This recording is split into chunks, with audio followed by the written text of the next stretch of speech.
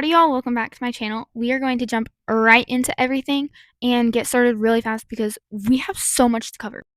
Okay, so we're going to start. I can't even remember the last time I filmed a video or posted it. I think it was like 2 weeks ago because last week, Thanksgiving, so I was going to take a break.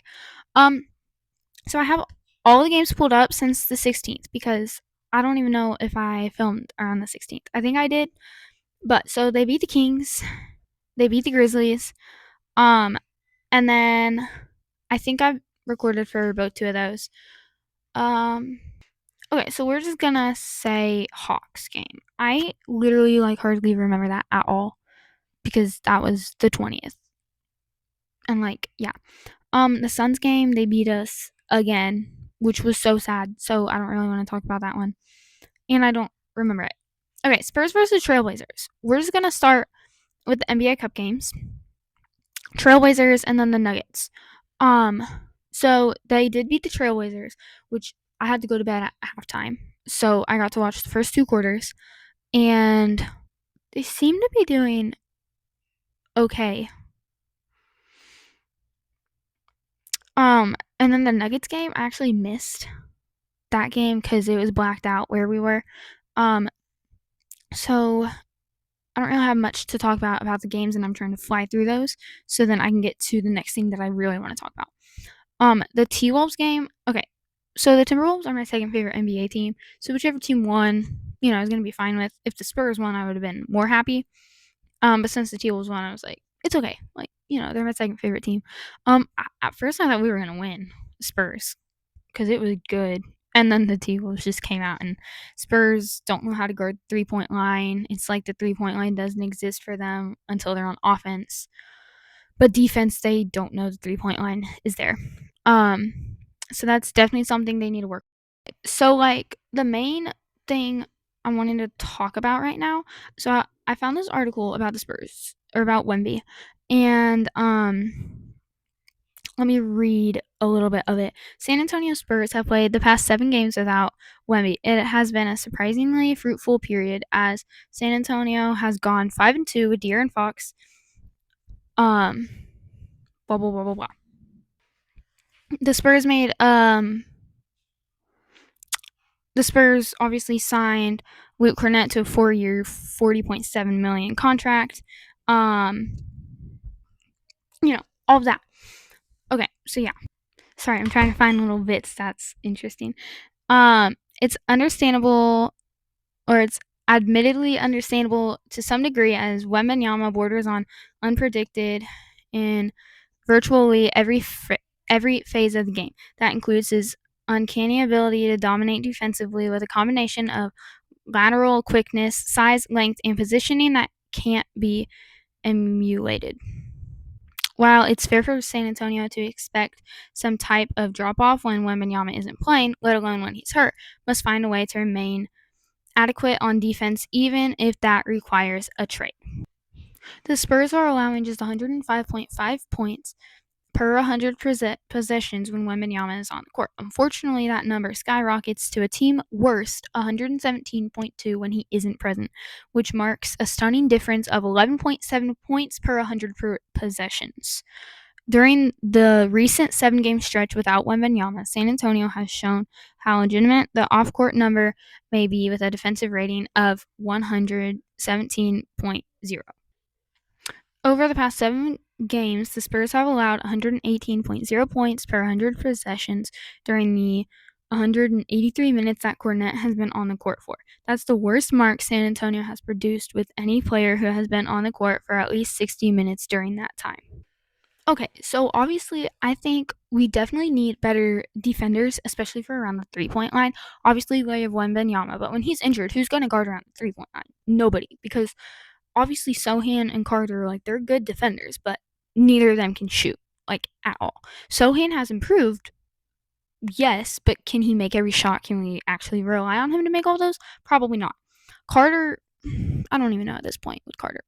I feel like he's gonna go off to a start like Sohan did and be like, I don't know, he can shoot his shots, but he's kind of like Sohan in that way of as I just said, Yeah, he can shoot them, but can he make them all? Can we actually rely on him to make those? No, not at all.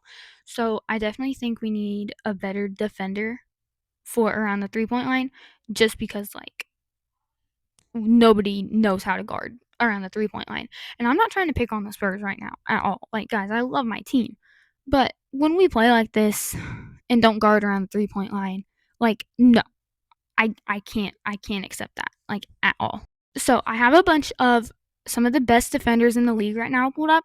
A lot of them are like Bam Adebayo, Evan Mobley. Like, obviously, they're not going to get traded. Nikola Jokic, Victor Wembanyama was one of them. Joel Embiid. There's no way we're trading for Joel. Just because he gets injured all the time. Kawhi, we're not bringing him back. He doesn't want to come back. LeBron's going to retire, and there's no way he's getting traded. Some guy that stood out to me on this list was Amen Thompson. Now, Amen Thompson. So, sorry if I'm talking really fast. Anyway, I feel like we could. I don't want to say. I feel like we could bring him to the team, but I don't think the Rockets would want to trade him. Like, he's been doing so well this season. Like, looking at his stats and all, like, he's been doing great. I mean, just yesterday he got 23 points, but that was in 37 minutes. 3 assists, 8 rebounds. He's averaging 17.1 points per game. He's a small forward, guard forward. Like, we could trade. See, I don't want to say this, but we could trade Sohan and pick up this guy because, like, he's a forward. He can take Sohan's place. He can obviously make his shots. He's a solid defender. Like, I've seen clips of him getting in little scuffles, him defending. Him and his brother Asar play against each other. See, we could bring Asar to the team. Like, there's many people out there, many players out there that we can get. Asar, on the other hand, averages 11.6 points per game, which that's a let's see, 17, 11.6. So that's like a 5-6 point difference between the two. They play the same positions, blah blah blah blah blah, all that. It says they're the same height, but I think from interviews I've watched about them talking about each other, I think they said Amen's taller by like an inch. Let me see. So, some of the other best defenders in the league right now, Jalen Williams, he's not coming to the Spurs because I believe he was one that signed a super extension. Anthony Davis, we're not trading for him. He gets injured too much. Our injuries will just pile up. Rudy Gobert, I feel like I feel like the Timberwolves possibly would trade him if they get something good and beneficial out of it. If they don't get something good and beneficial out of it, I don't think they're going to trade for him or trade him. But Rudy Gobert and Wemby, they're both French, and he's 7'1", I think. I think I got that right. I think he's 7'1". Yeah, he's 7'1" with a wingspan of 7'9". So he might be good, and I think they've played together before. So if they've played together, they can go well together. Hopefully, Giannis is another one. See, I don't really understand it because I know trade rumors of him going to the Spurs like went up a lot. Um and like as much as I want to say like just keep him in Milwaukee, don't trade him over here, like he's getting older. He's 30 years old. So like he's still going to have another like 10 years possibly. 9-10 years, but he does have a family, so he might not. And but yeah, so if we were to trade for Giannis, I would say like give up Sohan, Devin.